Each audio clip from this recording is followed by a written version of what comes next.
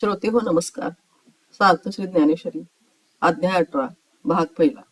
श्री कृष्ण गोविंद हरे मुरारी हे नाथ नारायण वासुदेव.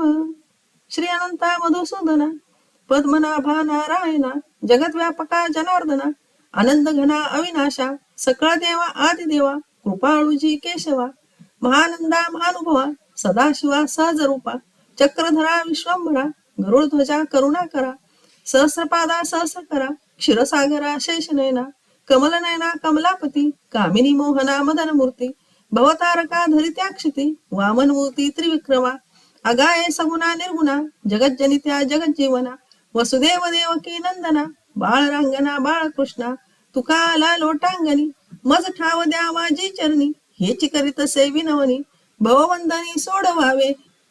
या अध्यायास मोक्ष संन्यास योग असे म्हटले असून 18वा अध्याय म्हणजे एक अध्यायी गीता आहे असे म्हणतात. 17व्या अध्यायात भगवंतांनी ओम तत्सत या मंत्राचा महिमा आणि त्याचा उपयोग याची माहिती सांगितली. त्यानुसार भक्त ब्रह्मपदाला पोचू शकतो.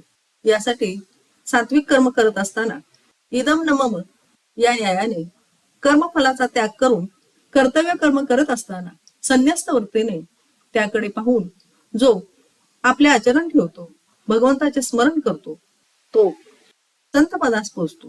हे सर्व वर्णन केले असताही अर्जुनाने पुन्हा देवास कर्मबाधा नाहीशी होण्यासाठी त्याग व संन्यास यांचे पुन्हा एकदा स्पष्टीकरण करावे अशी विनंती केली. त्यातूनच 18वा अध्याय निर्माण झाला आहे. अध्याय 18 मोक्ष संन्यास योग. श्री गणेशाय नमः. जय जय देव निर्मळ निजजन अखिल मंगळ जन्म जरा जलद जाळ प्रभंजन जय जय देव प्रबळ विदळिता मंगळ कुळ निगमागम द्रुम फळ फलप्रद जय जय देव सकल विगत विषय वत्सल कलित काळ कौतूहल कलातीत जय जय देव निश्चळ चलित चित्पान तुंदिल जगत ऊन मिलना विरल केली प्रिय जय जय देव निखळ स्फुरद मंदानंद बहळ नित्य निरस्ताखिल मळ मूळभूत जय जय देव स्वप्रभ जगदंबूद गर्भनम भुवनोद्धव वारंभ स्तंभ भवधंस जय जय देव विशुद्ध विदुदयोद्यान द्विरद शमदम मदन मदभेद दयार्णव जय जय देवे करूप अतिकृत कंदर्प सर्पदर्प भक्त भाव भुवन दीप तापापह जय जय देव अद्वितीय परिणतो परमैक प्रिय निज जनजीत भजनीय मायागम्य जय जय देव श्री गुरो अकल्पानाख्य कल्पतरो स्वसंविद्रुम बीजप्ररो हनावनी हे काय एकेसे नाना परिभाषा वशे स्तोत्र करू तुझोद्देशे निर्विशेषा जिही विशेषणी विशेषी जे ते दृश्य नव्हे रूप तुझे हे जाणे मी म्हणून लाजे वानवाई. हे देवा, हे निर्मला, भक्तजन कल्याणकारका, जन्मजरा मृत्यू रूप मेघांचे दानादान करणाऱ्या झंझावाता, तुझा जय जयकार असो. हे बलवंतांच्या बलवंता, सर्व अमंगल गोष्टींच्या नाशका, वेदशास्त्र रूप वृक्षाच्या फलरूपा, तुझा जय जयकार असो. हे देवा संपूर्णा, विरक्त जनांच्या वत्सला, कालाच्या क्रीडेमध्ये न सापडणाऱ्या व निरंशा, तुझा जय जयकार असो. हे देवा निश्चला, चंचल चित्ताच्या पानाने तुंदिल उदर झालेल्या व जगत उत्पत्ती रूप अखंड क्रीडा करणाऱ्या, तुझा जय जयकार असो. हे निरुपाधिका, महानंद कल्लोळाला स्फूर्तिदायका, कालत्रयी पापाचा लवलेश नसलेल्या व जगत कारणभूता, तुझा जय जयकार असो. हे स्वयंप्रकाशा, हे जगद्रूप मेघ धारण करणाऱ्या आकाशा, हे जगत उत्पत्तीच्या आरंभस्तंभा, हे भवतापनाशका, तुझा जय जयकार असो. हे विशुद्धा, अविद्या अरण्य नाशक गजा, शमदमादी योगाने काम वासनेचा नाश करणाऱ्या दया सिंधू, तुझा जय जयकार असो. देवा एक रूपा, कामरूपी सर्पाच्या गर्वाचा परिहार करणाऱ्या भाविक भक्तांच्या हृदय मंदिरातील दीपा, तापनाशका, तुझा जय जयकार असो. हे देवा अद्वितीया, उपशमादी साधने परिपूर्ण असलेल्या जनांवर प्रीती करणाऱ्या भक्ताधीना, जनयोग्या व मायातीता, तुझा जय जयकार असो. हे श्री गुरुदेवा, कल्पनेला अगम्य फल देणाऱ्या कल्पवृक्षा, स्वसंवेद्यतेच्या वृक्षबीजाच्या प्रोरोहन भूमी, तुझा जय जयकार असो.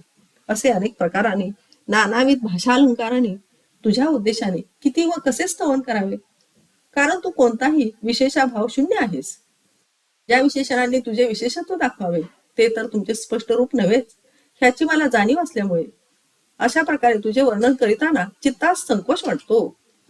परिमर्यादेचा सागरू हात वंचितया डगरू, जवन न देखे सुधा करू उदया आला. सोमकांतू निज निर्जरी चंद्रार्ध्यादिक न करी, ते तोची अवधारी करवी की जी. नेनो कैसी वसंत संगे अवचिती या वृक्षाची अंगे, फुटती तै हे तयाही जोगे. धरणे नोहे पद्दिनी रवी किरण, लाहे मग लाजे कवन, काजळे शिवतले लवन अंग भुले. तैसा तू ते जे तमी स्मरे, ते तमी पण मी विसरे. मग जा कळीला ढेकरे तृप्तू जैसा. मग तू आजी केले तैसे, माझे मी पण दौडू मी देशे. स्तुती मिशेच पापिसे बांधले वाचे. नाही रवी तरी आठवी राहोनी स्तुती जय करावी. तै गुणागुणी या धरावी सरोभरी की. तै तुझी एक रसाचे लिंग, केवी करू गुणागुणी विभाग. मोती फोडून सांदिता चांग, की तैसेची भले. आणि माय बाप तू ही बोली ना स्तुती होय, डिंबोपादिका हे विटाळू ते. जी झाले नि पायिके आले, ते गोसावी पण केवी बोले. ऐसे उपाधी उशिटले काय वर्णू. जरी आत्मा तू एक सरा हेही म्हणता दातारा, तरी आतुल तू बाहेरा घापतासी. म्हणून सत्याची तुझ लागी स्तुती न देखो जी जगी. मौना वाचुनी लेणे अंगी सुसीना मा. स्तुती काही न बोलणे पूजा काही न करणे, सनिधी काही न होणे तुझ्या ठाई. तरी जितले जैसे भुली पिसे आलापू घाली, तैसे वानू ते माऊली उपसहावे तुआ. आता गीतार्थाची मुक्त मुदी लावी माझे वाग्वृत्ती, जे माने हे सभासदी सज्जनांच्या. परंतु समुद्राला मर्यादा आहे हे म्हणणे तेथवर शोभते की जेथवर चंद्र उदयाला आला नाही. सोमकांत मुनी आपल्या अंगातील स्वच्छ उदकाने चंद्राला अर्धे देतो असे नव्हे, तर चंद्रच त्याला तसे करावयास लावतो. वसंत ऋतू सुरू होताच वृक्षास एकदम कशी पालवी फुटते हे समजत नाही, त्याचप्रमाणे माझी वाणी अनावर झाली आहे. सूर्यविकासे कमल व रवी किरण ह्यांचा संबंध घडताच तेथे प्रफुल्लतेविषयी कोणी लज्जा का असते, किंवा जलस्पर्श होताच मीठ जसे आपला मीठपणा हरवून जाते, त्याप्रमाणे ज्या क्षणी मला तुमचे स्मरण होते त्या क्षणी मला माझ्या मीपणाचा विसर पडतो व मग भोजनाने तृप्त झालेला जसा अनिच्छया ढेकरांचा ताबेदार होतो. हे श्री गुरु, तुम्ही माझी तशी स्थिती केली आहे.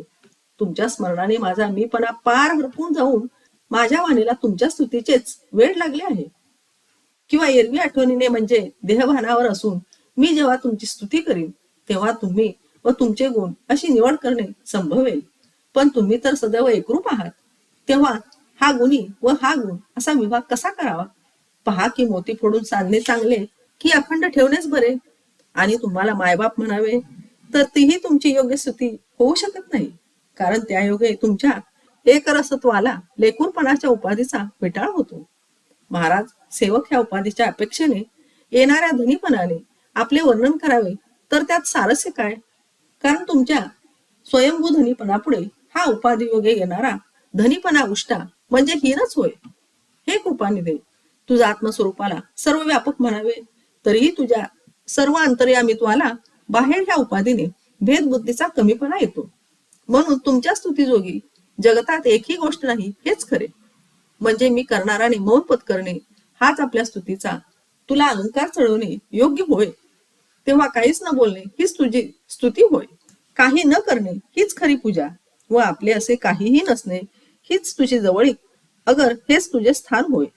वस्तुतः असे असले तरी एखादा भ्रमिष्ठ वेडाच्या भरात जसे बडबडतो तशीच मी ही स्तुती चालवली आहे असे मानून हे गुरुमावले क्षमा असू द्यावी आणि माझ्या व्याख्यानाला गीतेचा हाच भाव होय अशी आपल्या पसंतीची मुद्रा करावी, म्हणजे ते सज्जन सभेमध्ये मान्य होईल.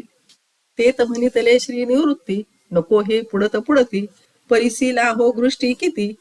वेळा वेळा की जे गा तव विनवी ज्ञान देवो, म्हणे हो का जी पसावो तरी अवधान दे तू देवो. ग्रंथा आता जी गीता रत्न प्रसादाचा कळसू अर्थ चिंतामणीचा, सर्व गीता दर्शनाचा पाढा उचो.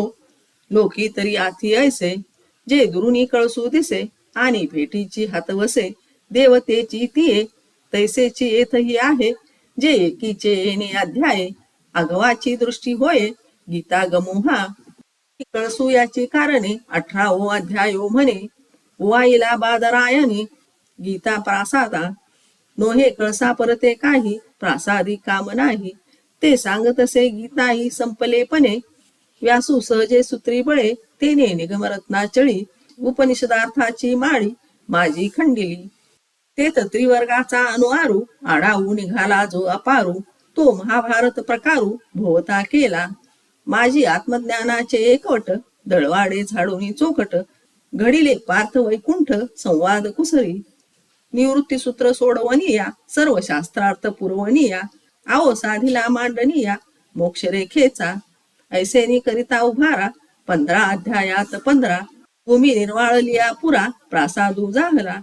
परी उपरी 16वा अध्यायो तो ग्रीव घंटेचा आओ सप्तदशू तोची ठाओ पडघानिये तयाही वरी अष्टादशू तो अपैसा मांडला कळसू. उपरी गीतादिकी व्यासू ध्वजे लागला म्हणून मागील जे अध्याय ते चढते भूमीचे आहे तयांचे पुरे दावित आहे आपुल्या अंगी. तेव्हा श्री निवृत्ती महाराज म्हणाले, असे पुन्हा पुन्हा म्हणू नको रे. अरे लोखंड सुवर्ण होण्यासाठी परिसावर वारंवार का घासावे लागते. तेव्हा ज्ञानेश्वरांनी नम्रपणे म्हटले, महाराज हाच आपला प्रसाद होय, तरी आता माझ्या व्याख्यानाकडे लक्ष असावे. जणू काही रत्नखचित गीतारूप देवालयाचा 18वा अध्याय हा अर्थरूप चिंतामणीचा बनविलेला कळस होय. त्याच्या दर्शनाने सर्व गीता दर्शनाचे श्रेय लाभते. लोकात ही अशी प्रथा आहे की दुरून कळसाचे दर्शन झाले असता त्या क्षणी देवळातील देवतेचेच दर्शन झाल्याचे श्रेय येते. गीतेलाही तोच न्याय लागू आहे की ह्या एकाच अध्यायाच्या चिंतनाने सलग गीताशास्त्राच्या दर्शनाचे श्रेय लाभते. वेदव्यासाने गीता प्रासादावर 18वा अध्याय हा जणू कळसच चढवला आहे असे मी जे म्हटले ते याच कारणास्तव होय. कळस बसवल्यावर प्रासादाचे काही काम होणे राहिले नाही असे समजत नाहीत काय. तसेच हा 18वा अध्याय गीता पूर्ण झाली असे दर्शवतो. व्यास महर्षी स्वभावताच कुशल शिल्पकार असल्याने वेदरूपी रत्न पर्वतावर उपनिषदार्थ रूप पठारभूमी त्यांनी खणली. त्या खननीत धर्म अर्थ व कामरूपी त्रिवर्ग व इतर बरीच असार अशी अडगळ व दगडगोटे निघाले. त्यांचा महाभारत रूप तट देवालयाभोवती उभा केला. त्या कोटात आत्मज्ञान रूपी अखंड चिरे कृष्णार्जुन रूप संवाद रूपाने कुशलतेने घडून तयार केले. मग निवृत्ती रूप दोरीने आखणी करून व सर्व शास्त्रार्थाची पायात पूर्णी घालून मोक्ष मंदिराचा आराखडा साधला. अशी रचना करता करता भूमीच्या सफाईपासून 15व्या अध्यायापर्यंत प्रासादाची रचना झाली. गाभाऱ्याच्या भिंती डेऱ्यापर्यंत येऊन ठेपल्या. मग पुढे 16वा अध्याय हा कळसाच्या गळ्यातील डेऱ्याचा आरंभ असून 17वा अध्याय हा कळसाची बैठक होय. त्या बैठकीवर 18वा अध्याय हा सहज रीतीने कळस म्हणून ठेवून दिला व त्यावर व्यासकृत गीतेचा ध्वज लावला. म्हणून मागचे जे अध्याय ते एकावर एक चढते थर असून ती बांधणी संपूर्ण झाली असे हा 18वा कलशाध्याय दर्शवितो. झालं या कामा नाही चोरी ते कळसे होय उजरी तेवी अष्टादशु विवरी साध्यंत गीता ऐसा व्यासे विंदानिये गीता प्रासादू सोडवनिये आणुनी राखिले प्राणी नाना परी एक प्रदक्षिणा जपाचिया बाह्य रोणी करीती यया एक ते श्रवण विषय छाया सेविती ययाची एक ते अवधानाचा पुरा विडा पाऊड भीतरा घेऊन रिगती गाभारा अर्थज्ञानाच्या ते निजबोधे उराउरी भेटती आत्मया श्रीहरी परी मोक्ष प्रासादी सरी सर्वांही आथी समर्थाचे पंक्ती भोजने तळल्यावरिल्या एकची पक्वाने तेवी श्रवणे अर्थे पठने मोक्षुची लाभे. ऐसा गीता वैष्णव प्रासादू 18वा अध्याय कळसू विशुदू म्या म्हणितला हा भेदू जाणोनी या. आता सप्तदशा पाठी अध्याय कैसेनी उठी तो संबंधू सांगो दिठी दिसे तैसा. झालेले काम प्रमाणबद्ध म्हणजे बिनचूक आहे हे कळसावरून स्पष्ट दिसते. त्याप्रमाणे 18वा अध्याय हा सर्व गीताशास्त्राचे विवरण करतो. कारागीर व्यासाने ह्याप्रमाणे मोक्ष साधन गीतारूप मंदिर रचून अनेक प्रकारे प्राण्यांचा उद्धार केला. ह्या मंदिराला कोणी गीता पाठरूपी प्रदक्षिणा घालतात तर कोणी ह्या मंदिराच्या छायेचा श्रवण रूपाने आश्रय करतात. कोणी अवधान रूप विडा पैसा घेऊन मंदिराच्या अर्थज्ञान रूपी गाभाऱ्यात प्रवेश करतात. त्या अधिकाऱ्यांना आत्मज्ञानामुळे सत्व श्रीहरीचे दर्शन होते. परंतु मोक्ष प्रासादात सर्वांनाही सारखा प्रवेश आहे. समर्थांच्या घरी भोजनास गेले असता तेथे सर्वांस खालच्या वरच्यांना जसे एकच पक्वान्न मिळते, त्याप्रमाणे गीता श्रवणाने पठनाने व अर्थज्ञानाने सर्वात शेवटी मोक्षप्राप्तीच होणार. असा समफलदायी गीतारूपी वैष्णव प्रसाद असताही 18वा अध्याय हा त्याचा कळस होय, असा भेद मी जाणून बुजून केला आहे. 17व्या अध्यायानंतर 18व्या अध्यायाची कशी उभारणी झाली आहे ही संगती स्पष्टपणे लक्षात येईल अशी सांगतो.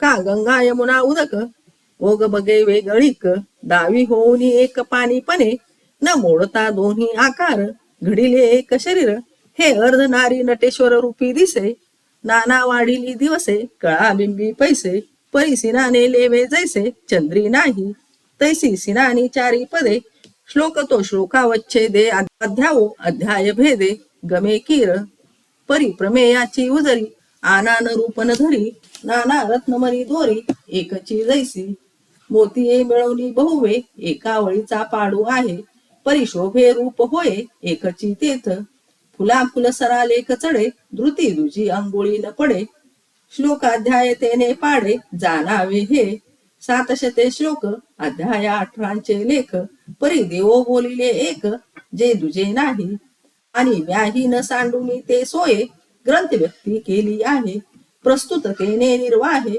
निरूपण ऐका, तरी 17वा अध्यायो पावता, पुरता ठावो, जे संपता श्लोकी देवो, बोलिले ऐसे. ओघांकडे नजर दिली असता गंगा व यमुना ह्यांचे पाणी भिन्न दिसले, तरी पाणी ह्या दृष्टीने त्यात भेद नाही. स्त्री व पुरुष हे भिन्न आकार एकाच शरीरावर नांदू शकतात, हे अर्धनारी नटेश्वर रूपात दिसून येते. शुद्ध पक्षात प्रत्येक तिथीला चंद्राची कला वाढत आहे असे जरी दिसले, तरी चंद्रदृष्टीने तशा भिन्न कला त्याचे ठिकाणी नसतात. एकाच श्लोकाचे 4 चरणांनी जसे भाग झाले आहेत असे वाटावे, त्याचप्रमाणे एकाच गीतेचे अध्यायांच्या संख्येमुळे भाग पडले आहेत असे वाटते, परंतु अर्थदृष्ट्या त्यात भेद नाही.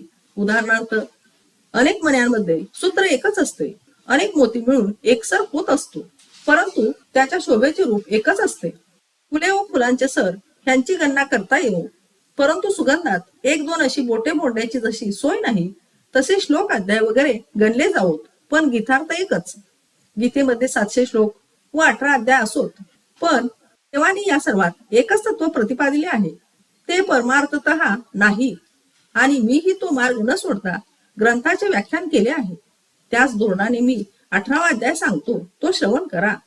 17वा अध्याय संपूर्ण होताना अखेरच्या श्लोकात देव असे म्हणाले. धन्यवाद. श्रीकृष्णार्पण वस्तू.